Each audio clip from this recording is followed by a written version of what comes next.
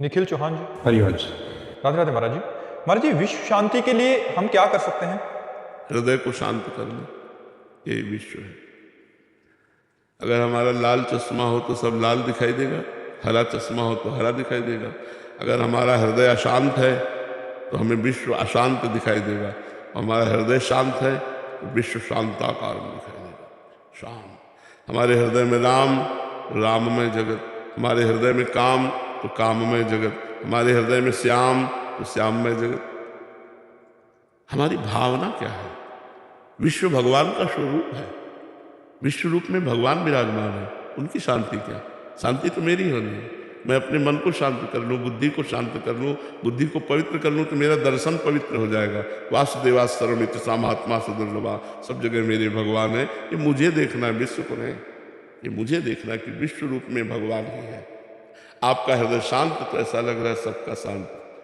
तो अगर मेरा हृदय शांत है तो पूरा संसार शांत नजर आएगा, और मेरा हृदय अशांत अगर हृदय अशांत है तो गंगा किनारे भी अशांत रहेगा, मंदिर में भी अशांत रहेगा। हृदय शांत है तो सब जगह शांति चाहे जा। तो हमको विश्व शांति कहाँ की करनी है? यहाँ की, हृदय की करनी। हमारा हृदय भगवदाकार में हो जाए, हमारा हृदय भगवान में स्थित हो जाए तो मुझे सर्वत्र भगवान दिखाई देंगे, शांति ही शांति है। और जब तक भगवान नहीं दिखाई देंगे तो फिर अशांति है।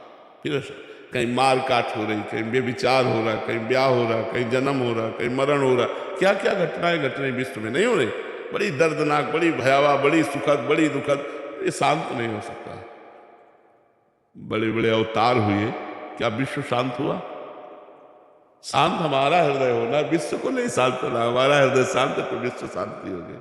मैं आनंदित हूं तो सारा संसार आनंदित है। मैं दुखी हूं तो सब संसार दुखी नजर आएगा।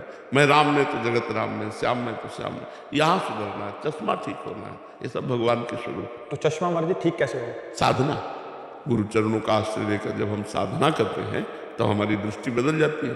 देखो, हमारी दृष्टि स्त्री पुरुष वाली है, और एक महात्मा जब भजन करता तो ब्रह्म दृष्टि हो जाती है। सर्वम खलमिदम ब्रह्म, ब्रह्म दृष्टि हो गई, राममयी दृष्टि हो गई। तो वो साधना से होती है। गुरु चरणों का आश्रय लेकर शास्त्र स्वाध्याय करना, गुरु मंत्र जपना, परोपकार करना, ठाकुर सेवा करना, भगवान की लीला कथाएं सुनना, सत्संग सुनना, इसी से हमारे अंदर ज्ञानार्जन होता है। इसी से हम अध्यात्म की ऊंचाई पर चढ़ पाते हैं। तो हमारा हृदय शांत तो विश्व शांत, हमारा हृदय अशांत तो विश्व अशांत।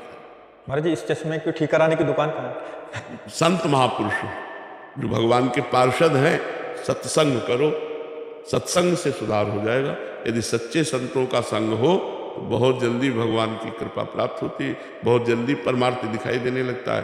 पर समस्या ये, हम पीछे वाले भी बैच में कहा कि आज सबके दिमागों में रुपया नाच रहा है, रुपया नाच रहा है। अध्यात्म या भगवान लक्ष्य नहीं है, लक्ष्य रुपया हो रहा है। सबके दिमाग में रुपया चल रहा है। जब दिमाग में रुपया चल रहा है तो भगवान की प्राप्ति की बात कहाँ आएगी? आप सोच के देखो, इतने लोग बैठे, अपने इतने लोग बैठे, इतने लोगों के दिमाग में क्या चल रहा है?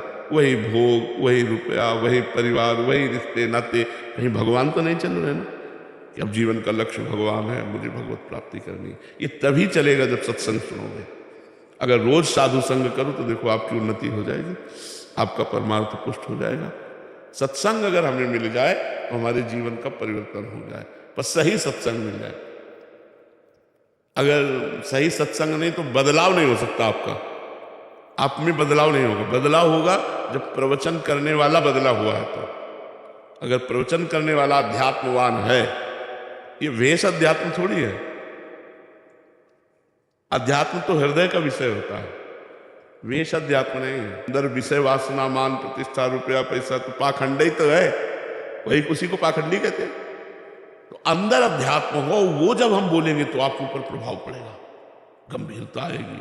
आज से कभी नहीं करूंगा, ऐसी बातें आएंगी, मन जलने लगेगा, अच्छे मार्ग में चलने लगेगा। इसीलिए संतों की महिमा भगवान ने स्वयं श्रीमुख से गान की है, भागवत में, रामायण में।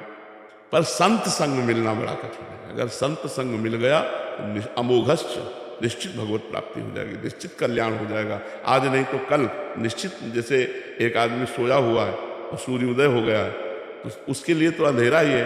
अब वो जब जगेगा तब देखेगा प्रकाश है।